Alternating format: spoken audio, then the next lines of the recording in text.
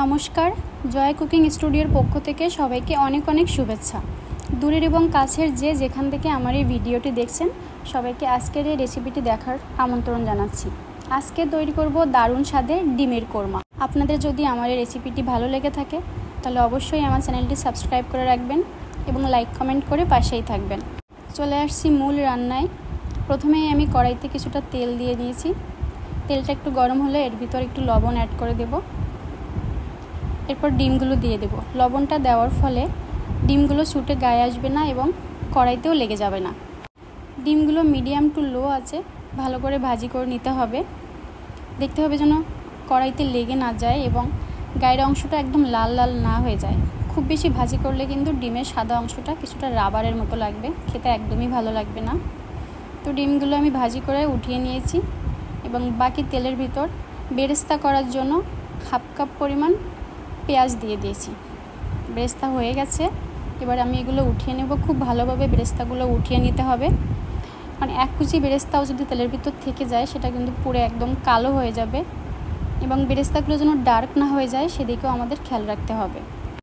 এবার আমি দুটো তেজপাতা এবং কয়েকটা লবঙ্গ, গোলমরিচ এবং 3-4টা এলাচি দিয়ে ভালো করে ফোড়ন দিয়ে নেব।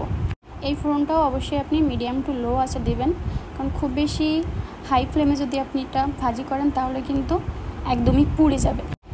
এরপর আমি হাফ কাপ পেঁয়াজ অ্যাড করে দিয়েছি এবং পেঁয়াজগুলো ভালো করে ভাজি করে নেব। তবে খেয়াল রাখতে হবে যে পেঁয়াজগুলো যেন বেরেস্তা না হয়ে যায়। পেঁয়াজগুলোর কালার অনেকটা বাদামি হয়ে এসেছে। ভিতর আমি একটু জল অ্যাড করে এবং আদা রসুন বাটা অ্যাড করে দিয়েছি। এর ভিতর আমি একে দিয়ে দেবো স্বাদ মতো লবণ, একটু লাল মরিচের গুঁড়া এবং একটু ধনিয়া গুঁড়া। এগুলো দিয়ে ভালো করে নেড়ে চেড়ে নিতে হবে এবং নিচে যেন লেগে না যায় সেদিকেও খেয়াল রাখতে হবে। এখন আমি 1 চা চামচ পরিমাণ গাওয়া ঘি অ্যাড করে দিয়েছি। ঘি দেওয়ার ফলে রান্নার স্বাদটা অনেক গুণ বেড়ে যায়। তো এই পর্যায়ে ভালো করে মশলাটা কষিয়ে নিতে হবে। এর ভিতর আমি বাদাম বাটা অ্যাড করে দিয়েছি। আমি এখানে চীনাবাদাম নিয়েছি, আপনারা চাইলে কাজু বাদাম বা কাঠবাদামও নিতে পারেন।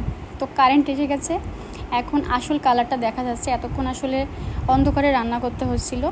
এ পর্যায়ে কষানো হয়ে গেছে, আমি এখন ডিমগুলো দিয়ে দেব এবং ডিমগুলো দিয়ে খুব ভালোভাবে কষিয়ে নিতে হবে এবং কড়াইয়ের নিচে যেন লেগে না যায় সেদিকেও খেয়াল রাখতে হবে। বারবার করে নেড়েচেড়ে দিতে হবে। এই পর্যায়ে আমি নারকেলের দুধ দিয়ে দেব এবং একটু নেড়েচেড়ে ঢেকে দেব।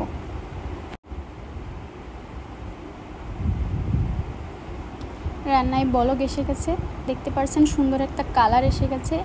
এই পর্যায়ে আমি কয়েকটা কাঁচামরিচ চিড়ে দিয়ে দেব। ভালো করে জাল করে নিয়েছি। দেখেন গ্রেভিটা অনেকটা ঘন হয়ে এসেছে এবং আমার রান্নাটাও প্রায় হয়ে গেছে। এই পর্যায়ে আমি ভেজে রাখা বেরেস্তাগুলো উপর দিয়ে দেব। সঙ্গে অল্প পরিমাণ চিনি দিয়ে দিয়েছি, কারণ ডিমের এই রেসিপিটি একটু মিষ্টি মিষ্টি হলেই খেতে বেশ ভালো লাগে। তো আমার রান্না হয়ে গেছে। চুলার আঁচটা আমি একদম লো করে দিয়েছি। দেখুন গ্রেভিটা কতটা ঘন হয়েছে। এভাবে রান্না করলে কিন্তু ডিমের এই রেসিপিটা খেতে খুবই ভালো লাগে। বাড়িতে এভাবে অবশ্যই রান্না করে দেখবেন কেমন লাগে। পরবর্তীতে নতুন কোনো রেসিপি নিয়ে হাজির হব। আজকের মতো এই পর্যন্তই। এতক্ষণ আমার সঙ্গে থাকার জন্য সবাইকে অসংখ্য ধন্যবাদ। সবাই সুস্থ থাকবেন, ভালো থাকবেন।